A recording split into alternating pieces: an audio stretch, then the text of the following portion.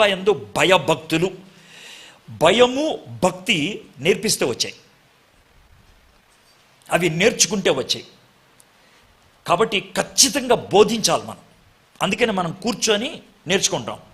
చిన్నప్పుడు బడికి వెళ్తాం, గుడికి వెళ్తాం, సమాజంలో పెద్దల మధ్యన కూర్చుంటాం.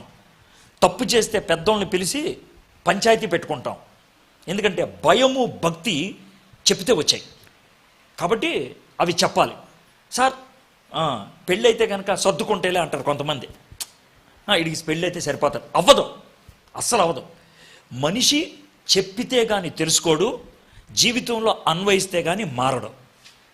గుర్తుపెట్టుకోండి, మనకి చెప్పకుండా ఏదీ తెలియదు, నిర్ణయించుకోకుండా మన జీవితం బాగుపడదు. అందుకే మాట చెప్పాడు, యెహోవా యందు భయభక్తులు కలిగి ఆయన త్రోవల యందు నడుచువారు. నీ ఇష్టం, నడవాలా లేదా చెప్పడం నా వంతు, వింటావా లేదా